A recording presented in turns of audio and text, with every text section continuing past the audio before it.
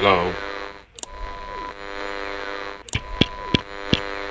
Is this thing on? Okay, there we go. Flavax Newton log. Today was an interesting day. Everyone was called in for a big announcement. The higher-ups told us about a extinction level event.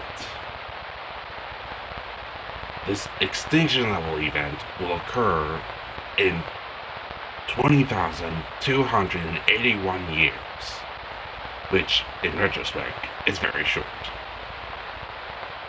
Universally speaking. But that's not all. The higher-ups has tasked all scientists on Proxima Centauri with developing a way to survive this oncoming apocalypse. Some of my colleagues, when hearing this, first panicked, then went to developing foods and supplements and shelters. But me, I have a greater idea. If we are to survive, we need to evolve. Even if that means the evolution must be one that we make for ourselves. So, I am going to develop a device that will allow us to turn into whatever creature we want in order to survive.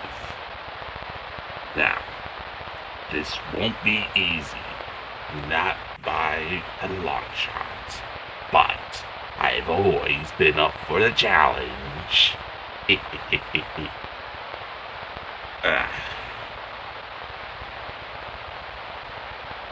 This is not going to be easy, and will take forever.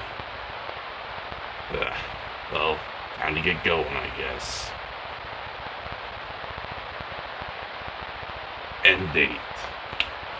End log. Date. Y0 E1 D2.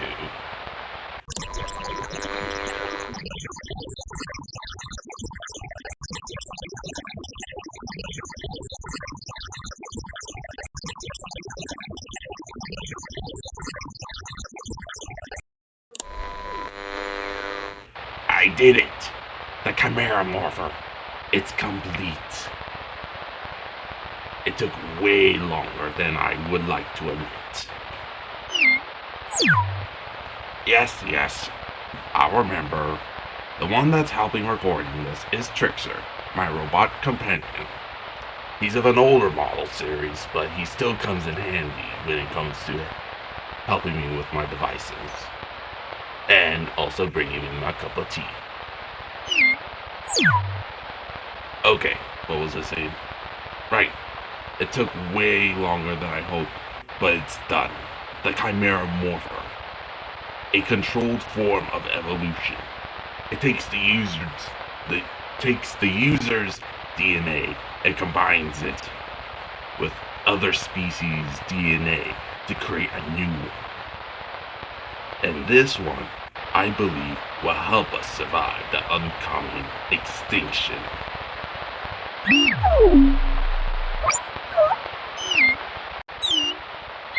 The trial runs will be in a few days, but I hope... No, I am certain it will go well. The next step is to find the user. At the end of the day, if something goes wrong and it malfunctions for whatever reason, I can't be the one wearing it. But regardless, seeing the Chimera Morpher will be in full operation, and my name will be in the history books for the future generations. End log Y1E0D40.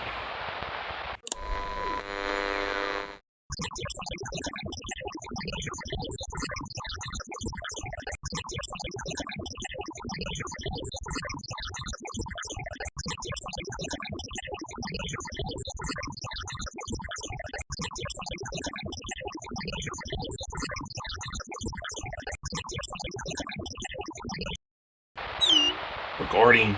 Good. Today was not that great. The subject T100-29 did not survive. It began with great results. They put the morpher on their arm and it bonded to his DNA. Everything went as planned.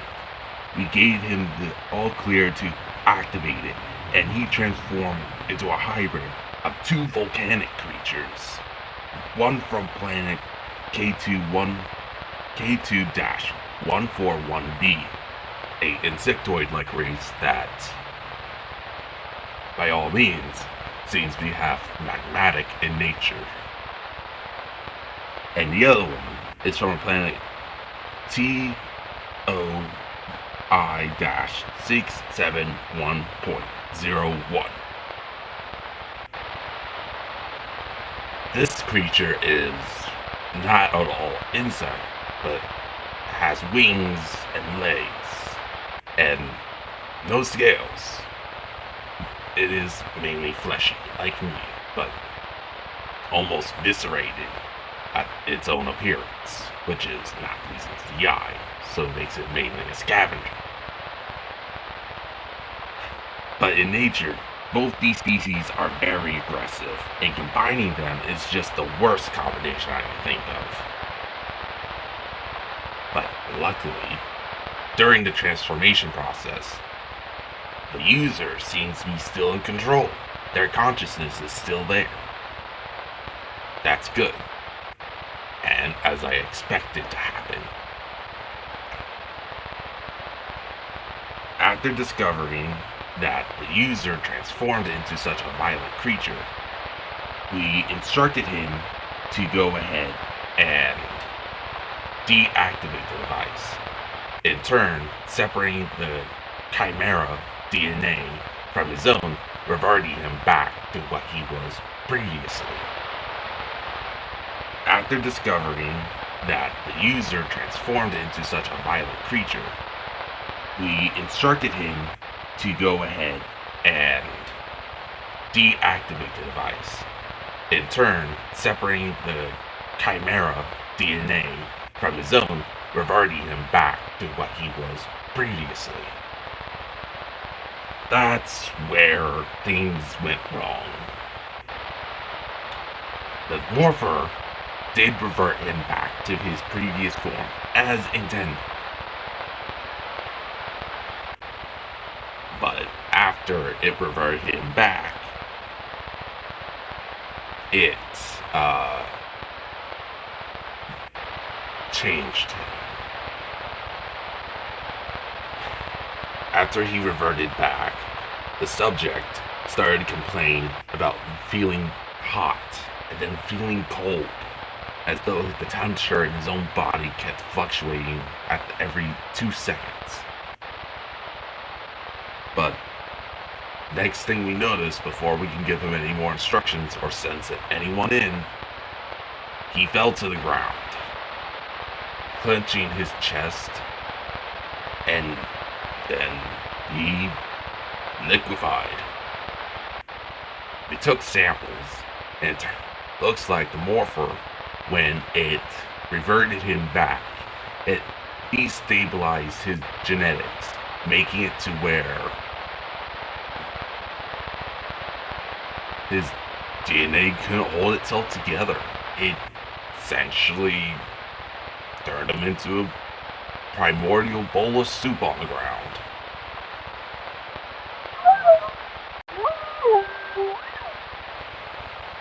What?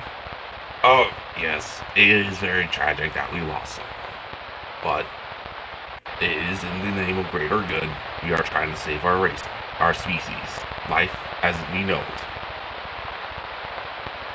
So, I have to develop a new safety protocol within the morpher itself to prevent the next test subject from turning into a puddle on the ground. But still, this was very fruitful. Yes, tragic that we lost someone, but at least we now discovered this flaw before we mass produced it. Which, in hindsight, is very good. Oh, side note. After he transformed, the Morpher appeared to show itself still on the body, but not in the original position that it was, which is intriguing. Which makes me believe that the further we go along, the more that the Morpher's dial, its interface, would be placed on different parts of the body of the Morpher, of the creature. So, looks like I still have a lot to learn about my own device, which is ironic because I made the damn thing and I was hoping I knew everything about it. But the curse of being a scientist. You learn new things even about your own stuff. Ugh. Anyway. End log. Date Y1E1D2.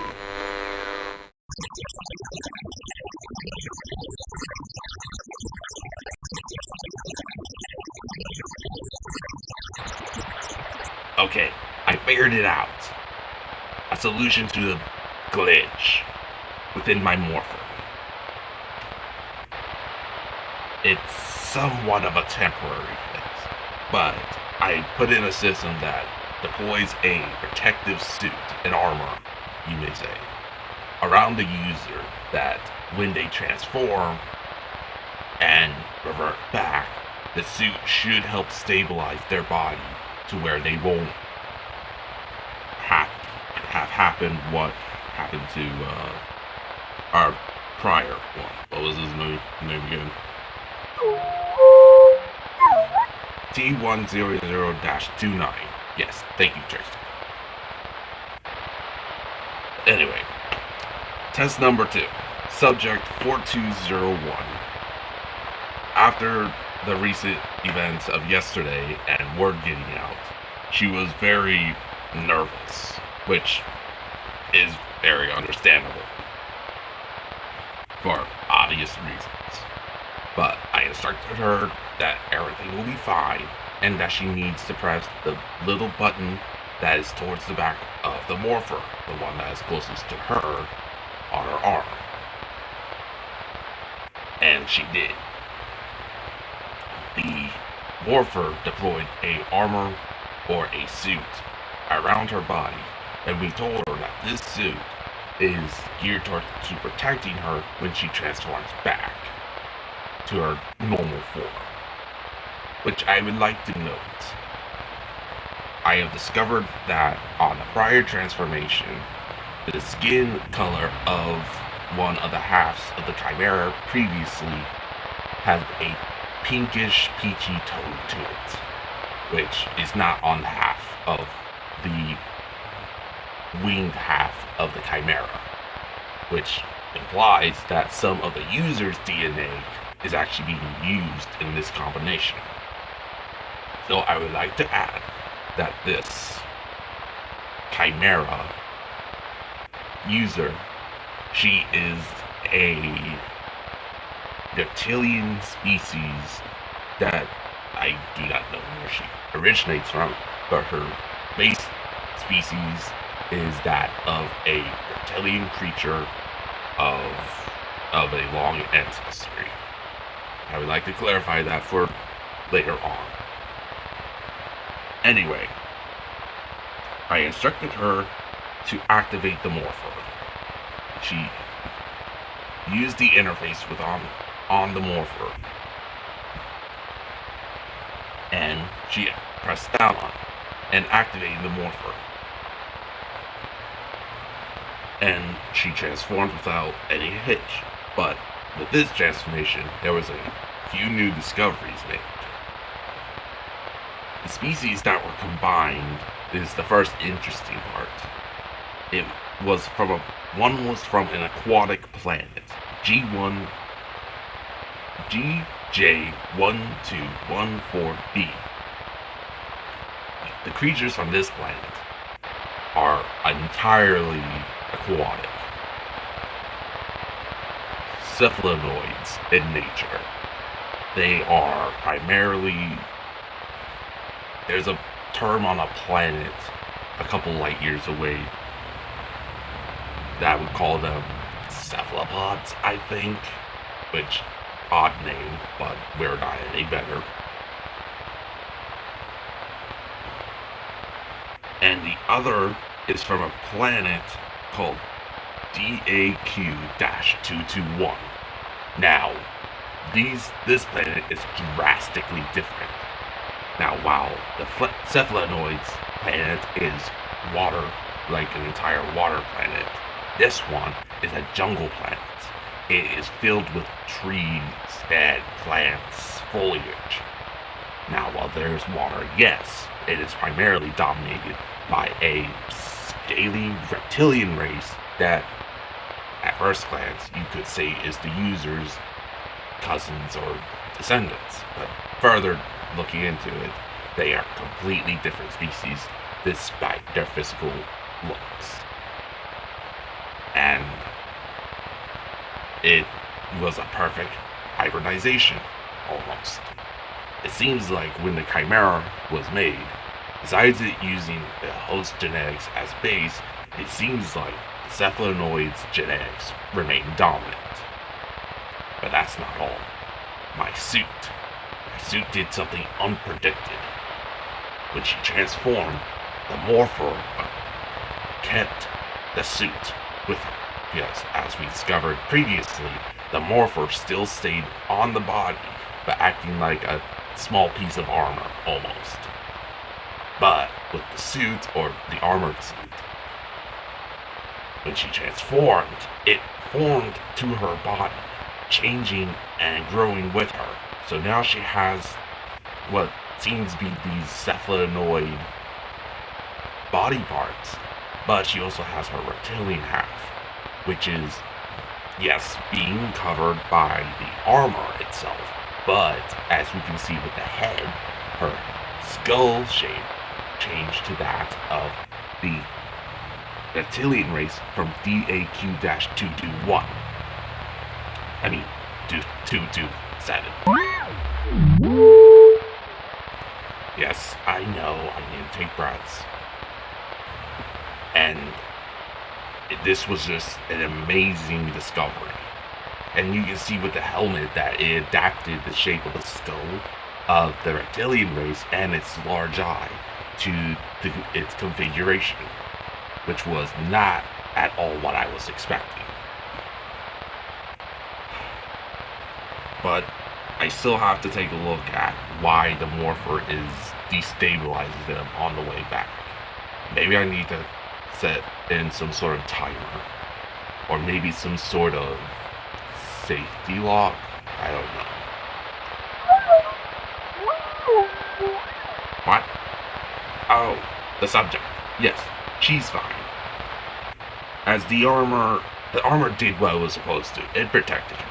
We instructed her to turn back after examining her Chimera form, which I will note that, in surprising, the combination of these two makes for an incredibly fast and agile creature.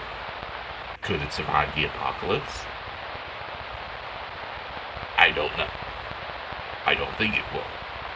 Mainly because both these species, while strong, they tend to... what's the word?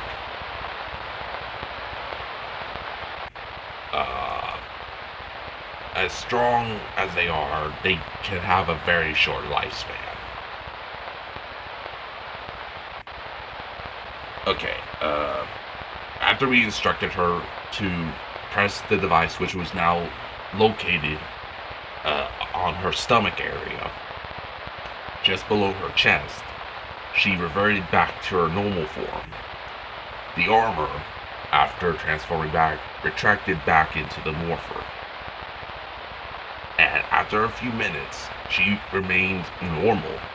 She seemed extremely fatigued, though, complaining about a slight headache and is feeling drained of energy. Probably due to the fact that the Morpher, while transforming, and the suit was protecting her, it seemed to have drained her physically. Now, did she turn into a pile of goo on the floor later? No, she didn't. Yay, my suit did what it was supposed to. But at the same time, I would like this to function without the need of a protective suit of armor. I still have a long way to go before this thing is functional. Oh, side note. While the armor did what it was supposed to, it transforming along with the user and forming onto the body was very unanticipated and also surprising. But at the same time, it seemed like the armor also grew and changed in properties as well, because the suit in nature has very just protective looking gauntlets or armored hands. But with the transformation of the Chimera, those hands became claws. So it seems like, depending on what it is, the suit will adapt protective properties of its own to help protect that of the user, depending on what the Chimera form is. The reason we didn't see that before is more or less due that the armor was not existent back then. But also at the same time, the previous Chimera had the magmatic properties of the insectoid half of it. So,